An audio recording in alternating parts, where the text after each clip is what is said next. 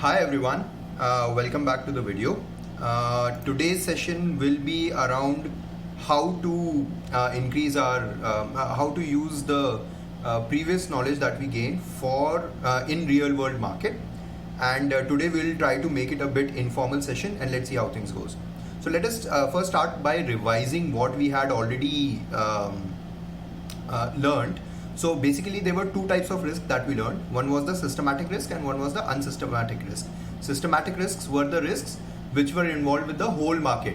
जैसे कि पूरा निफ्टी अगर डाउन जा रहा है, फॉर एग्जांपल कहीं पे रशिया यूक्रेन का वॉर हो रहा है या कहीं पे इन्फ्लेशन मतलब पूरे वर्ल्ड में इन्फ्लेशन हो रहा है या हाउसिंग होम लोन्स के प्राइसेस बढ़ रहे हैं या इंटरेस्ट रेट्स बढ़ रहे हैं, कुछ भी हो रहा है जिसकी वजह से पूरे मार्केट के ऊपर इफेक्ट होता है, तो हम उसे कहेंगे systematic risk. And unsystematic risk हमारा वो रिस्क रहेगा जो कि एक पर्टिकुलर स्टॉक या ग्रुप ऑफ स्टॉक कंपनीज से रिलेटेड रहेगा, एक पर्टिकुलर सेक्टर से जनरली या एक स्टॉक से या दो तीन स्टॉक से रिलेटेड रहेगा, उसे हम अनसिस्टमैटिक रिस्क करते हैं. अब हम ठीक है, ये सब थ्योरेटिकल नॉलेज तो हमने सीख लिया, अब इसको इम्प्लीमेंट क्या करें, कैसे करें, मतलब किस तरीके से हम इसको एज अ प्रॉफिट कमाने के लिए यूज़ कर सकते हैं इस नॉलेज को. तो उसके लिए बेसिकली दो चीज़ें होती हैं जो हमें समझनी पड़ेंगी. एक होता है beta of stock and the second thing is VIX index. So what is beta of a stock? Beta of a stock क्या होता है कि भाई अगर मेरा निफ्टी सपोज करो 1% चढ़ा तो उसके कंपैरिजन में मेरा जो स्टॉक है वो कितने परसेंट चढ़ रहा है. सो फॉर एग्जांपल अगर मेरा निफ्टी 1% चढ़ा उसके कंपैरिजन में मेरा स्टॉक जो है वो 2.5% के आसपास चढ़ा, तो हम कह सकते हैं, एक्चुअली एक मैथमेटिकल फॉर्मूला होता है जिसमें कोवेरियंस वगैरह यूज करते हैं वो लोग, but for the sake of simplicity हम इसको इस तरीके से समझ सकते हैं कि भाई अगर 1% स्टॉक चढ़ा तो हमारा जो बीटा है, अगर हमारा जो अगर स्टॉक है वो अगर 2.5% चढ़ जाता है तो उसको हम उसके बीटा को हम कहेंगे कि इसका बीटा 2.5% का है, मतलब 2.5 गुना है. तो इस तरीके से हम मतलब एक बीटा ऑफ अ स्टॉक होता है. तो इस तरीके से अगर आप किसी भी स्टॉक का बीटा निकालना चाहते हैं तो वो जनरली BSE इंडिया की वेबसाइट पे, मनी कंट्रोल की साइट पे या ग्रो वगैरह की साइट पे आपको मिल जाएगा. दूसरा जो बहुत काम की चीज़ होती है वो होता है एक विक्स इंडेक्स होता है. विक्स इंडेक्स बेसिकली क्या होता है, ये आपकी मार्केट की वोलेटिलिटी को बताता है कि भाई आपका मार्केट अभी कितना वोलेटाइल है. हो सकता है कि आपका मार्केट बहुत ज़्यादा वोलेटाइल चल रहा हो. आपका विक्स इंडेक्स एक बार देखते हैं हम विक्स इंडेक्स क्या होता है. अगर आप जस्ट गूगल करोगे ना तो आपको पता चलेगा विक्स इंडेक्स एक पर्टिकुलर रेंज में ही चलता रहता है. VIX index Nifty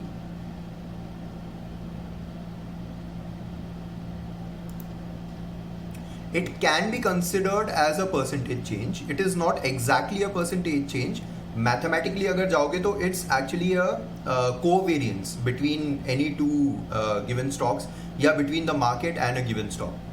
But not to make it too technical, not to sound too technical about statistics and all, we can also consider it in a layman's term as a rate of change. कि मतलब एक stock मतलब अगर आपका Nifty 1% बढ़ा तो उसके हिसाब से आपका स्टॉक कितना बढ़ रहा है, उसको हम बीटा बोल सकते हैं in a very simple terms, in a very layman terms. Make sense? Okay. So दूसरी चीज हम देखते हैं वॉलेटिलिटी इंडेक्स. वॉलेटिलिटी इंडेक्स क्या होता है, जैसे कि आपको दिख रहा होगा स्क्रीन के ऊपर, ये जनरली जो है डिसाइड करता है कि मार्केट कितना ज़्यादा वॉलेटाइल है. अगर मार्केट बहुत ज़्यादा वोलेटाइल होता है, गाइज ये 1400 वगैरह टाइम स्टैम्प में इस वजह से आ रहा है क्योंकि मैं सऊदी में रहता हूँ और यहाँ पे सऊदी के हिसाब से मतलब ईयर्स वगैरह दिखा रहा है वो, बट अगर आप ये हवर पे देखेंगे तो आपको इंडियन मतलब जो अपना जॉर्जियन कैलेंडर है उसके हिसाब से टाइम स्टैम्प्स दिख जाएंगे. सो 2020 में आप देखेंगे कि वॉलेटिलिटी बहुत हाई थी मार्केट की. इसका मतलब इस समय मार्केट बहुत ज़्यादा रिस्की था. और फिर देखो जब भी मार्केट रिस्की होता है ना तो जितनी तेज़ी से कुछ भी चीज़ वॉलेटिलिटी अगर बढ़ती है तो उतनी ही तेज़ी से वो गिरती भी है. तो हमें ध्यान होगा कि यहाँ करीब एक क्रैश आया था और यहाँ पे एकदम से बढ़ा था मार्केट इस पीक टाइम पे. अगर आप हिस्ट्री में जाके देखोगे तो आपको दिख जाएगा. सो बेसिकली ये इंडेक्स देख के हम ये पता कर सकते हैं कि अभी जो हमारा मार्केट है वो कितना ज़्यादा वॉलेटाइल चल रहा है. अच्छा, अब अगर बीटा और वॉलेटिलिटी आपको समझ में आ गया हो तो हम एक तीसरी चीज़ देखते हैं. हम इसको किस तरीके से यूज़ कर सकते हैं हमारा प्रॉफिट कमाने के लिए। सपोज कि हमारा वोलेटिलिटी बहुत ज़्यादा है मार्केट का, इसका मतलब क्या हुआ कि हमारी निफ्टी जो होगी वो या तो बहुत ज़्यादा चढ़ रही होगी इस वक्त या बहुत ज़्यादा घट रही होगी, बीच का नहीं हो सकता, एक बनी मार्केट नहीं रहेगा, या तो एक बुल रन रहेगा या फिर एक बेयर रन रहेगा इसमें। अब अगर इसमें एक बुल रन होता है तो हम निफ्टी के अराउंड जो हमारे दूसरे स्टॉक्स हैं उनका हम बीटा देख सकते हैं कि भाई अगर निफ्टी बुल रन पे है तो हमारे कुछ स्टॉक्स ऐसे हैं जो निफ्टी से बहुत ज़्यादा बेहतर परफॉर्म कर रहे होंगे क्योंकि उनका बीटा बहुत हाई है। तो हम उन स्टॉक्स में इन्वेस्ट करके और हमारे निफ्टी रन से ज़्यादा बेहतर प्रॉफिट या मुनाफा कमा सकते हैं। सिमिलरली अगर हमें ऐसा दिख रहा है कि भाई हमारी निफ्टी जो है वो गिरना शुरू हो गई है तो हम क्या कर सकते हैं, हम फिर से बीटा यूज़ करके हमारी उन स्टॉक्स को, हमारे जो फ्यूचर के स्टॉक्स हैं उनको हम शॉर्ट कर सकते हैं या सेल कर सकते हैं। और उस तरीके से हम इवन एक गिरते हुए मार्केट में, जैसे अभी आप देख रहे होंगे जनरली मार्केट डाउन ट्रेंड की तरफ ज़्यादा जा रहा है, 18,800 के आसपास उसने उसका पीक बनाया है और तब से वो गिर ही रहा है, not like a knife fall, मतलब एकदम से नहीं गिर रहा है, बट हाँ ये कह सकते हैं कि बड़ी सस्टेनेबली वो धीरे धीरे करके गिर रहा है आपका मार्केट। सो ऐसे मार्केट में आप बीटा वगैरह का यूज़ करके आपके स्टॉक्स को शॉर्ट सेल कर सकते हो और उसमें मतलब एक मार्केट से ज़्यादा बेहतर प्रॉफिट कमा सकते हो। ये तो हो गई ट्रेडर वालों की बात कि भाई जो ट्रेडिंग करता है, जो हर दिन बैठ के स्टॉक मार्केट को देख सकता है, जो हर दिन उसमें पैसा लगा सकता है, मतलब जिनकी रोजी रोटी बेसिकली स्टॉक मार्केट होती है उन लोगों के लिए। बट एक दूसरे तरीके के लोग भी होते हैं जो स्टॉक मार्केट में इन्वेस्ट करते हैं, जो एज अ इन्वेस्टर आते हैं स्टॉक मार्केट में। उनका क्या रहता है कि यार मैं स्टॉक में डेली बेसिस पे पैसे नहीं लगा सकता, पर हाँ 3 महीने में, 6 महीने में एक बार या महीने भर में एक बार तो मैं मेरा पोर्टफोलियो देख ही सकता हूँ कि मार्केट में क्या चल रहा है। ये लोग क्या करें, अगर मतलब अगर बहुत वोलेटाइल मार्केट चल रहा है, विक्स इंडेक्स काफ़ी हाई है और बीटा काफ़ी हाई है अगर मार्केट का, तो इसमें ये क्या कर सकते हैं, सिस्टमैटिक और अनसिस्टमैटिक रिस्क को अवॉइड कर सकते हैं एक तरीके से। और जब तक देख सकते हैं कि भाई मार्केट पूरा बेयर रन में चल रहा है, जैसे अगर आप देखोगे तो पिछले 3 महीने से मार्केट एक बेयर रन में चल रहा है, तो जैसे अब अगर आप देख रहे हो कि मार्केट एक बेयर रन में चल रहा है, सो आप विक्स इंडेक्स के हिसाब से चेक कर सकते हो कि भाई मार्केट कितना ज़्यादा स्टेबल हो चुका है। अगर विक्स इंडेक्स अभी भी काफ़ी हाई है, मतलब अभी भी मार्केट में काफ़ी पोटेंशियल है गिरने का, तो इसका मतलब आप क्या कर सकते हो, जब तक आपका विक्स इंडेक्स स्टेबल नहीं होता अगले 1 महीने 2 महीने तक आप शॉर्ट करके रख सकते हो स्टॉक्स को, और आप कह सकते हो कि भाई ठीक है, जैसे ही मेरा विक्स इंडेक्स स्टेबल हो जाएगा मैं अपना प्रॉफिट बुक करके बाहर निकल जाऊंगा। It's as simple as that. Short मतलब सेल करना, शॉर्ट एंड लॉन्ग मैंने बताया था, रिमेंबर फर्स्ट लेक्चर में। शॉर्ट मतलब सेल करना, लॉन्ग मतलब बाय करना किसी भी स्टॉक को, ठीक है, ओके। तो ये तरीका हो गया है ना। अब हाउ कैन यू इवन, ये तो एक तरीका हो गया। दूसरा तरीका ऐसा होता है कि जो बहुत लॉन्ग टर्म इन्वेस्टर्स होते हैं, जो कि साल भर के लिए, 1.5 साल के लिए अपना पैसा जस्ट रिजर्व करके रखना चाहते हैं, तो इन लोगों के लिए क्या होता है कि आप सिस्टमैटिक रिस्क को कैसे अवॉइड कर सकते हो, हम उसको देखते हैं। सिस्टमैटिक रिस्क को अवॉइड करने के लिए आपके पास सबसे बेहतरीन तरीका होता है कि आप अपना पोर्टफोलियो डाइवर्सिफाई करें, कि भाई स्टॉक मार्केट के बाहर भी बहुत सारी जगह हैं जहां पे आप पैसे कमा सकते हो, राइट। अगर आपको दिख रहा है कि अभी मार्केट गिर रहा है, सो यार इस मार्केट से मुझे दूर रहना चाहिए, आपको ये पता होना चाहिए।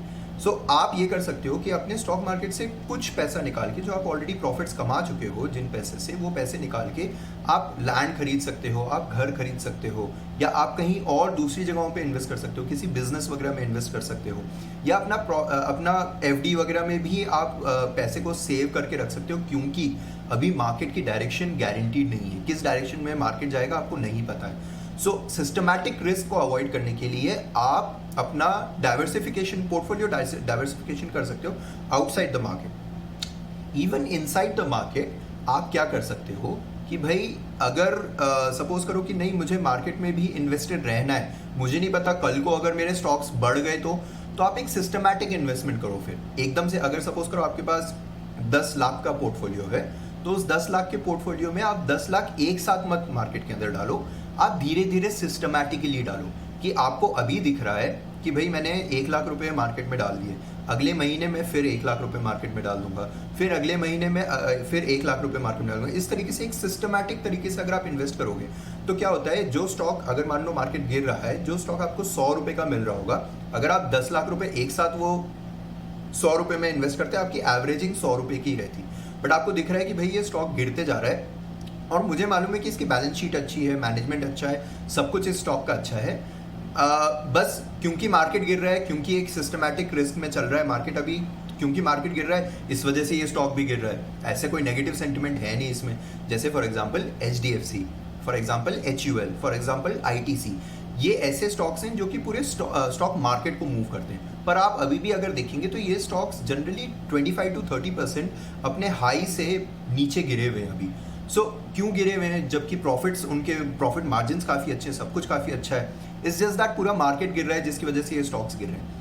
आप इनमें 1-1 लाख रुपए, अगर आपके पास 10 लाख रुपए रखे हैं तो आप 1-1 लाख रुपए सिस्टमैटिकली धीरे धीरे उसके अंदर डालिए। तो उससे क्या होगा, स्टॉक 100 रुपए पे आया, आपने 1 लाख डाले, फिर 90 पे आया, फिर आपने उसमें 1 लाख डाले, फिर 80 पे आया, फिर 1 लाख डाले। इस तरीके से आपके पास एक एवरेजिंग हो रही है उस स्टॉक में। अगर आप 10 लाख रुपए पूरे एक साथ डाल देते तो आपके पास 100 रुपए की हो जाती, और जैसे ही वो 80 पे आता ना तो आपको फिर 20% का आपके पोर्टफोलियो में लॉस दिखता, नुकसान दिखता। बट अगर आप इस तरीके से एवरेजिंग करके डालेंगे ना तो आपको, क्योंकि प्राइस घट रहा है और आप नीचे प्राइस पे आपके स्टॉक को बाय करते जा रहे हैं, तो उस वजह से आपका पोर्टफोलियो कम रेड में रहेगा। ऑफकोर्स रेड में रहेगा बट कम रहेगा। और जैसे ही मार्केट बढ़ेगा ना तो आपने जो 100 रुपए की एवरेजिंग करके डायरेक्ट 10 लाख रुपए के खरीदे होते, अब वो आपने क्योंकि 80-85 रुपए में खरीदे हुए हैं, तो एकदम से जब मार्केट बढ़ना शुरू होगा और जो 120-130 पे जाएगा, तो जहां आपको 20% 30% प्रॉफिट होता है, वहां अब आपको लगभग 40 to 50% प्रॉफिट होगा। ये एक तरीका होता है एक सिस्टमैटिक रिस्क को, एक सिस्टमैटिक मार्केट रिस्की मार्केट को अवॉइड करने का। ये मतलब हो गया सिस्टमैटिक। अब हम देखते हैं कि अनसिस्टमैटिक रिस्क जो होती हैं उनको कैसे अवॉइड किया जा सकता है। अनसिस्टमैटिक रिस्क को अवॉइड करने का सबसे बढ़िया तरीका ये होता है कि आप कभी भी अपना पैसा एक ही स्टॉक में ना डालें, आप अपना पोर्टफोलियो को डाइवर्सिफाई करके रखें। कि भाई मैंने स्टील के कुछ स्टॉक उठा लिए, मैंने कुछ स्टॉक बैंक्स के उठा लिए, मैंने कुछ स्टॉक्स ग्रीन इंडस्ट्री, ग्रीन जैसे अडानी ग्रीन वगैरह कुछ उठा लिए, मैंने कुछ स्टॉक्स अपने एंटरप्राइज के उठा लिए। क्या मैं रैंडमली कोई भी स्टॉक सेलेक्ट करूंगा? नहीं, मैं एनालिसिस करूंगा, मैं बैलेंस शीट्स देखूंगा, कैश फ्लो स्टेटमेंट्स देखूंगा, प्रॉफिट मार्जिन्स देखूंगा, कंपनी की परफॉर्मेंस देखूंगा, कंपनी का मैनेजमेंट देखूंगा और अपनी पूरी स्टडी करूंगा। उसके बाद मैं चूज करूंगा कि भाई बजाय एक स्टॉक के ये 10 स्टॉक्स मुझे बेस्ट लग रहे हैं या ये 50 स्टॉक्स मुझे बेस्ट लग रहे हैं, डिपेंडिंग ऑन योर एपेटाइट, मैं मेरे पोर्टफोलियो को डाइवर्सिफाई करूंगा, ताकि मान लो एक कंपनी से कल मुझे लॉस होता भी है तो दूसरी कंपनीज मुझे ओवरऑल प्रॉफिट दे दें। क्योंकि हमने फर्स्ट लेक्चर में देखा था निफ्टी हमेशा 13% का एक कैगर रेट देती है और क्यूमुलेटिवली निफ्टी हमेशा 13% से ग्रो करती है। So on an average market हमेशा ग्रो करता है इन अ लॉन्ग रन। सो हम हमारे अनसिस्टमैटिक रिस्क को इस तरीके से अवॉइड कर सकते हैं। उसके बाद जब हमें दिख रहा है कि हम सिस्टमैटिक रिस्क पे वापस आते हैं, जब हमें दिख रहा है कि भाई मार्केट बहुत ज़्यादा वोलेटाइल है, अभी गिर रहा है, सब जगह मेहम मच रही है, कुछ नहीं हो सकता है मार्केट में, तो हम जिन स्टॉक्स के बीटा बहुत ज़्यादा हाई हैं, जिनका बीटा बहुत ज़्यादा हाई है, हम उन स्टॉक्स को अवॉइड कर सकते हैं। क्योंकि हमें मालूम है कि भाई मार्केट अगर 1% से गिरेगा तो ये स्टॉक्स हमारे 2-2, 3-3% से गिरेंगे। सो हम इन जनरल जो भी हमारे mid cap, small cap stocks हैं, इनको अवॉइड कर सकते हैं। And to play safe we can be invested in large cap stocks so that we minimise our risk and we make a profit out of it. उसके बाद जब हमें दिख जाए कि भाई मार्केट अब स्टेबल हो चुका है, हमारा विक्स इंडेक्स काफ़ी स्टेबल है, तो हम फिर से हमारे स्मॉल कैप्स और मिड कैप्स में एनालिसिस करके उन स्टॉक्स में इन्वेस्ट कर सकते हैं। अच्छा, मैं जो भी सिखाता हूँ, जो भी करता हूँ, this is not an investment advice, because कल को कोई भी आके मुझे बोल देगा कि यार नाशिद इससे लॉस हो गया है। It's just that I read a lot and since मैं पिछले 10 साल से मार्केट में हूँ, there is lot of knowledge that I have gained through my experience. I am just sharing those experience with you. This is not a investment advice. You should do your own due diligence and you're responsible for your own investments. But this is how you can educate yourself to become a better investor or a better trader in the market. क्योंकि randomly किसी के tip से market में invest करने की जगह अगर आप खुद पढ़ के और मार्केट कैसे चलता है, मार्केट डायनेमिक्स को समझेंगे, तो आप एक बेहतर तरीके से इन्वेस्ट कर पाएंगे स्टॉक मार्केट में। मेरा सिर्फ इतना ही है। Okay, so this was all, that was all for today's video. आज हमने सिस्टमैटिक और अनसिस्टमैटिक रिस्क को कैसे अवॉइड किया जा सकता है और कैसे उसे काउंटर में हमारे लिए यूज किया जा सकता है to generate profits even as a trader as well as an investor, हमने आज ये देखा। Hope you enjoyed the session. Will take the question answers now.